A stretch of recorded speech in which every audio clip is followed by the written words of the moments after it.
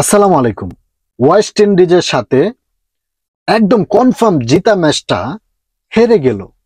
কিভাবে হারলো, কার জন্য হারলো, আমি আপনাদের মাঝে তুলে ধরছি যে কার জন্য এই ম্যাচটা হারলো, জিতা ম্যাচটা।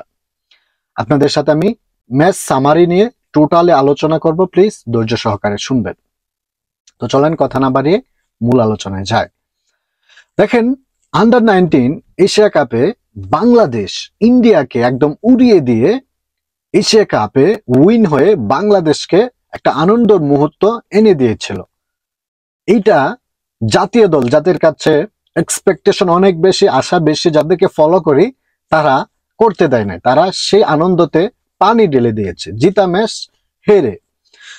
তো দেখেন, বাংলাদেশ যখন টসে জিতে ব্যাটিং এ যায়, এটা একটা ভালো প্রশংসনীয় ডিসিশন ছিল, কারণ বাংলাদেশ একটা সাহসী সিদ্ধান্ত নিয়েছে। কারণ বাংলাদেশ তো আগে টসে জিতেই বোলিং এ যেত, কারণ বোলিং এ বেশি শক্তি ছিল, সেজন্য সেই ডিসিশনটাই নিত। কিন্তু ক্যাপ্টেন মেহেদী হাসান মিরাজ সেটা না করে ব্যাটিং বেছে নেয়।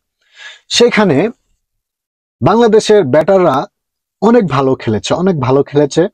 শুধু লিটন কুমার দাসটাই যার প্রতি বেশি মানুষের চাহিদা থাকে, স্টাইলিশ ব্যাটসম্যান, তার কাছে আমরা কিছু পাইনি। সে 2 রান করে আউট হয়ে গেছে। কিন্তু তানজিদ হাসান তামিম, ক্যাপ্টেন মেহেদী হাসান মিরাজ, জাকির আলী অনিক, মাহমুদুল্লাহ রিয়াদ অনেক ভালো খেলেছে। 3 জনই 50 করেছে, 50+ স্কোর করেছে। শুধু জাকির আলী অনিক 40 বলে 48 রানের একটা ঝকঝকে টি-20 স্টাইলে ব্যাটিং করেছে, ইনিংস খেলেছে। 2 রানের জন্য 50 তুলে নিতে পারেনি। সো তাদের সেই বদলতে, সেই ভালো ব্যাটিং এর বদলতে বাংলাদেশ ফাইটিং না, জিতার স্কোর করে 294 রান।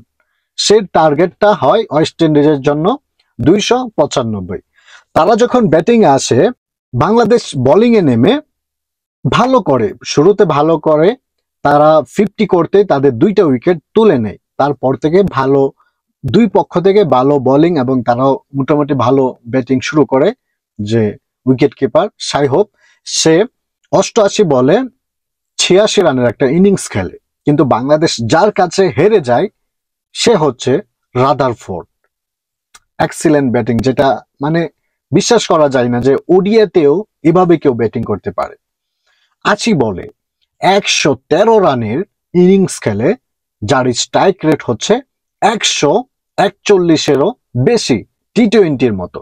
সো তার কাছে বাংলাদেশটা হেরে যায়। কিন্তু বাংলাদেশ কনফার্ম ছিল যেখানে জিতার, সেটা হচ্ছে লাস্ট 10 ওভার। লাস্ট 10 ওভারে আপনার 80 রান লাগতো, ওভার প্রতি 8 রান করে লাগতো। তখন যেখানে টি-20-তে ওভার প্রতি 8 রান করতে গিয়ে অনেক টিম হেরে যায়, কারণ 1-2টা ওভার যখন ইকোনমিক্যাল বোলিং করে, সেখানে তখন রান রেটকে দাঁড়িয়ে যায় 10-এ। অথচ ওডিআইতে যেটা অনেক টাফ, সেটা করতে পারে নাই বাংলাদেশের প্রত্যেকটা বোলার। তারা প্রতিযোগিতায় নেমে গেছে কে কত বেশি রান দিতে পারবে, সেই প্রতিযোগিতায় সে বোলিং করে সবাই ম্যাচটাকে দিয়ে দেয় ওয়েস্ট ইন্ডিজের কাছে। না হলে দেখেন, প্রতি ওভারে 8 রান করে লাগতো। সেখানে যদি কোনো একজন পার্টিকুলারলি একজন বোলার এসে ভালো একটা বোলিং করতো, ধরেন 2 ওভার করে 10 রান দিত, 8 রান দিত, দিয়ে 1-2টা উইকেট নিতে পারতো, তাহলে কিন্তু বাংলাদেশ কনফার্ম জিতে যেত।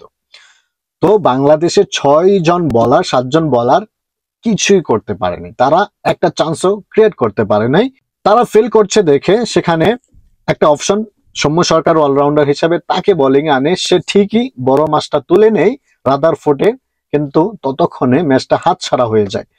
সৌম্য সরকার 2 ওভার করে 24 রান দিয়ে দেয়, সেটাও কিন্তু হারার জন্য অনেক বড় একটা কারণ। এবং ক্যাপ্টেন মেহেদী হাসান মিরাজ, তার বোলিং ইকোনমিক হচ্ছিল প্রায় 7-6 টি-20-র মতো। তো সব বোলাররাই এভাবে বাজে বোলিং করার কারণেই এই ম্যাচটা, জিতা ম্যাচটা হেরে গেল। বাংলাদেশ ওই এশিয়া কাপের আনন্দটা তেমন উপভোগ করতে দেয় নাই। সবাই কিন্তু ওই ম্যাচটাতে কষ্ট পেয়েছে, কারণ 300 রান করেও বাংলাদেশের এত বিধ্বংসী বোলিং লাইন আপ থাকা সত্ত্বেও যে বাংলাদেশ হেরে যাবে, সেটা কেউ বিশ্বাস করছিল না। সেজন্য অনেকেই হতভম্ব হয়ে গেছে এবং অনেক কষ্ট পেয়েছে। এখন সিরিজ জিতা নিয়ে সংখ্যায় পড়ে গেছে বাংলাদেশ। এখন 2 ম্যাচ বাকি আছে। যদি বাংলাদেশ কামব্যাক করতে চায় তাহলে পরের ম্যাচটাই জিততে হবে। আর যদি পরের ম্যাচ হেরে যায় তাহলে তো সিরিজটাই হাতছাড়া হয়ে গেল। কিন্তু তারপরও কিছু করার নেই।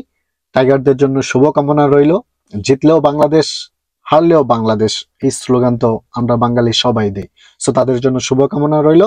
তারা যেন কামব্যাক করে, যেমন টেস্টে কামব্যাক করে একদম উড়িয়ে দিয়ে সিরিজটা ড্র করেছে, সেভাবে যেন বাঘের গর্জন দিয়ে কামব্যাক করে সিরিজটা জিততে পারে, সেই শুভকামনাই রইল। ভালো থাকবেন, সুস্থ থাকবেন। আসসালামু আলাইকুম।